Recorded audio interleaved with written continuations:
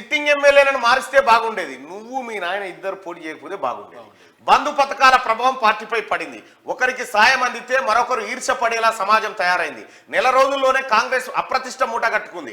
లోక్సభ ఎన్నికల్లో త్రిముఖ పోటీ, బీఆర్ఎస్కే లాభమని బీఆర్ఎస్ వర్కింగ్ ప్రెసిడెంట్ కేటీఆర్ అంటున్నారు. ఇక్కడ సిట్టింగ్ ఎమ్మెల్యేలను మారిస్తే బాగుండేది, మేము అందుకే ఓడిపోయినామని చెప్తున్నాడు. నీ కర్ణుని సావుకు 1,00,000 కారణాలు ఎట్లు, బీఆర్ఎస్ పార్టీ పతనానికి కూడా అన్నే కారణాలు ఉన్నాయి.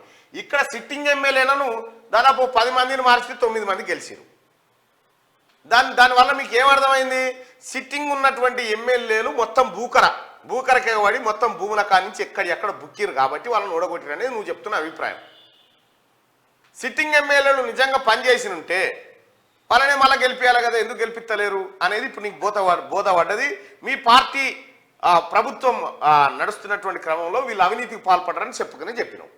ఇక రెండో అంశం, బంధు పథకాల ప్రభావం పార్టీపై పడింది. కేసీఆర్ ఎచ్చులకు పోయింది కదా, బడ్జెట్ పెట్టే కాడ పావులుంటే రూపాయి ముచ్చట చెప్పిండు కదా. ఆ రూపాయి ముచ్చట్ల దళిత బంధుకి ఇన్ని వేల కోట్లు, బీసీ బంధుకి ఇన్ని వేల కోట్లు అన్నాడు. కేటాయింపులే ఉన్నాయి, ఇచ్చుడు లేదుగా. దాంతో ఏమైంది? ఉల్టా అయిపోయింది.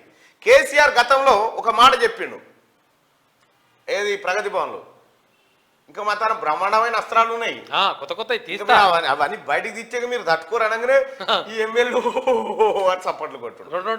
రెండు గదాలు ఎగిరి ఇంకా పెద్ద ఇవన్నీ బయటికి తీసి అస్త్రాలు వదిలితే ఓట్లు దన ఉరికొచ్చి డబ్బల పడతాయి, టీఆర్ఎస్ మళ్ళా గెలుస్తుందని ఒక కలర్ కట్టుకొచ్చాను. అంటే కేసీఆర్ ఏతులు అంత అద్భుతంగా చెప్పగలుగుతాడు. మా తన బ్రహ్మాస్త్రాలు ఉన్నాయని అలాకేని వీకిండ్ ఒకటి, ఏది దళిత బంధు అని ఒకటి తీసిండు, ఆ అస్త్రంలకేనో ఒకటి, కట్టలకేనో ఒకటి బయటికి వీకి ఇగో అని వేసిండు. ఏ విషయంగా ఏమైంది? దళిత బంధు ఏమైనా గెలిపించిందా కేసీఆర్? ఆయనకే కూర్చుకుంది. దళిత బంధు ఏమైంది? ఒక్కరికి ఇచ్చి 20 మందికి సొంటేన పెడితే. ఈ కేసీఆర్ కుద్దు చెప్పే దళిత బంధులో 30% కమిషన్ తీసుకుంటారని కేసీఆర్ ప్రకటించిన తర్వాత నీ పథకాన్ని నీ చేతులతోనే బనిగే విసికిన తర్వాత నీకు ఓట్లు ఎందుకు ఎత్తారు? ఇదొకటి. ఇక ఈ దళిత బంధు ఈ కథ అంతా ఎట్లా కట్టిరు? ఈ ఫేక్ బడ్జెట్ లెక్కలతోనే కట్టిరు కాబట్టి కూలిపోయింది. ఒకరికి సాయం అందితే మరొకరు ఈర్ష్య పడేలా సమాజం తయారైంది. సేమ్ ఇదే ఫార్ములా. మరి మీ ఇంట్లో 3 మంత్రులు ఉన్నప్పుడు బయటోనికి కూడా ఈర్ష్య ఉంటది కదా. మీ ఇంట్లో ఉండాలి, బయటోనికి ఈర్ష్య ఉండొద్దు అంటే ఎట్లయితుంది? నేనేం చెప్పినా కేటీ రామారావు విన్నారా మీరు? ఎవడో హౌలగాడు చెప్తున్నారు కానీ ఇచ్చే దళిత బంధు 10 లక్షలు ఏదైతే ఉందో ఫస్ట్ లక్ష రూపాయలు అందరికీ ఇరా అని చెప్పిన. ఆ తర్వాత వచ్చేది మళ్ళా 1,00,000 పంచురా, మీరు అది చేయలే. ఆ తర్వాత మళ్ళీ పొరపాటున చెప్పినా ఏం రా అనిపించింది, పుట్టుకున్న ఏగల. నెల రోజుల్లోనే కాంగ్రెస్ అప్రతిష్ట మూట కట్టుకుందని చెప్తా ఉన్నాం. నిన్ననే పోలు పెట్టినాం, మళ్ళీ పెడదామంటే పెడదాం, మేము సిద్ధంగానే ఉన్నాం. నెల రోజుల్లో కాంగ్రెస్ పార్టీ అప్రతిష్ట పాలైందా? అప్రతిష్ట పాలైంది కాంగ్రెస్ పార్టీ కాదు. నెల రోజులన్న సమయం ఇవ్వరా సన్నాసి అని నిన్ను తిడుతురు. అది లెక్క. ఇక లోక్సభ ఎన్నికల్లో త్రిముఖ పోటీ బీఆర్ఎస్ లొటపీస్ ఉన్నది. ఇంకా లోక్సభ ఎన్నికల్లో బీఆర్ఎస్ దేనికోసం బీఆర్ఎస్ అక్కడ ఉన్నది. ఇంకా సారు కారు 16 ఢిల్లీలో సర్కారు, అది పరారు అయిపోయారు. ఈ ఢిల్లీలో సర్కారు కాదు, ఏది అసలు గల్లీ మే బీ చెలేగా. ఇప్పుడు తెలంగాణ రాష్ట్రంలో ఎన్నికలు కాంగ్రెస్ వర్సెస్ బీఆర్ఎస్ మధ్య జరుగుతాయి. పార్లమెంట్ ఎన్నికలు. బీఆర్ఎస్ పాత్ర ఉండదు, బీఆర్ఎస్ దుకాణం బంద్ అయిపోయింది. అర్థమైంది. బీఆర్ఎస్ చూసి ఇది ఉడకనన్నామని ఎప్పుడో గుర్తుపెట్టి వచ్చిపోయింది. అందుకే ఉన్నది. ఇక ఇంకోటి ఏమంటే త్రిముఖ పోరు, 3వ పోరును కలిపితే మేము ఉంటామంటున్నాం. మేము 3వది కలిపితే కదా జనం. తెలంగాణ రాష్ట్రంలో పార్లమెంట్ ఎన్నికలు నరేంద్ర మోడీకి రాహుల్ గాంధీకి మధ్య జరుగుతూ ఉంటాయి ఎన్నికలు. ఇక్కడ బీఆర్ఎస్ పాత్ర. ఇప్పుడు మేము ఢిల్లీకి పోయి ఢిల్లీ మెడల్ వంచాలి, ఆల్రెడీ ఢిల్లీకి పోయినావు, మెడల్ వంచినావు. నరేంద్ర మోడీ మెడల్ వంచుతా అని చెప్పి నువ్వే పోయి మెడల్ వంచి దండం పెట్టి బిడ్డను కాపాడుకొని వచ్చుకున్నావు. అయిపోయా నీ పోరాట పటిమ ఏ పాటిదో జనానికి ఎరక అయిపోయా.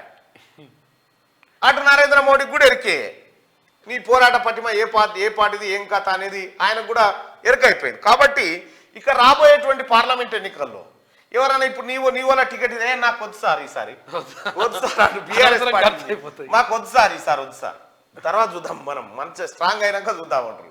అంటే మీ పార్టీ టికెట్ మీద పోటీ చేయడానికే భయపడతా ఉన్నారంటే ఇక అర్థమైతేనే ఉంది నీ కథ, నీ పర్ఫార్మెన్స్ అంతా. లోక్సభ ఎన్నికల్లో త్రిముఖ పోటీ జరగబోతుంది. త్రిముఖ పోటీ అట. ఏడ త్రిముఖ పోటీ జరుగుతుంది చెప్పు? ఏడ జరుగుతుందా? నువ్వు పోటీలు ఉంటే కదా, పోటీలు ఉంటే కదా.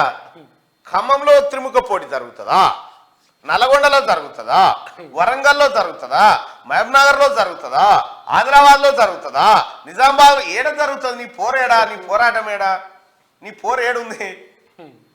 పోరానికి వారేస్తే BRS working president KT Rama Rao assembly ఎన్నికల్లో సిట్టింగ్ ఎమ్మెల్యేలను మార్చి ఉంటే బాగుండేదని బీఆర్ఎస్ వర్కింగ్ ప్రెసిడెంట్ కేటీఆర్ అన్నారు. పార్టీ ఓటమిపై సమీక్ష చేస్తున్నప్పుడు ఎక్కువ మంది నుంచి వచ్చిన ఫీడ్బ్యాక్ ఇదేనని చెప్పారు. పార్లమెంట్ ఎన్నికల్లో అలాంటి పొరపాట్లు జరగబోవన్నారు. ఇక్కడ ఏమర్థమవుతుంది? సిట్టింగ్ ఎంపీలు మేము పోటీ చేయమంటారు, పోటీ చేయమంటారు. సిట్టింగ్లకే మళ్ళీ అవకాశం ఇస్తే ఓడగొట్టుడు ఖాయం. అందుకోసమే సిట్టింగ్లను మారుస్తున్నామని ఇంకో మాటలో చెప్పుకొచ్చింది అన్నట్టు. పార్లమెంట్ ఎన్నికల్లో అలాంటి పొరపాట్లు జరగనివ్వబోమన్నారు. ఆదివారం గాంధీ భవన్లో నిర్వహించిన జైరాబాద్ లోక్సభ ఎన్నికల సన్నాహక సమావేశంలో ఆయన మాట్లాడారు. బంధు పథకాల ప్రభావం పార్టీపై పడిందని, ఒకరికి సాయం అందితే మరొకరు ఈర్షపడేలా సమాజం తయారైందన్నారు. ఈర్షపడరా? ఉన్న సంపదంతా మీ బొక్కసాలనే నింపుకుంటారు. మంత్రులకే ఈర్షుండే, తోటి మంత్రులకే మీ మీద. జనం దాకా పోయినావు ఇంకా.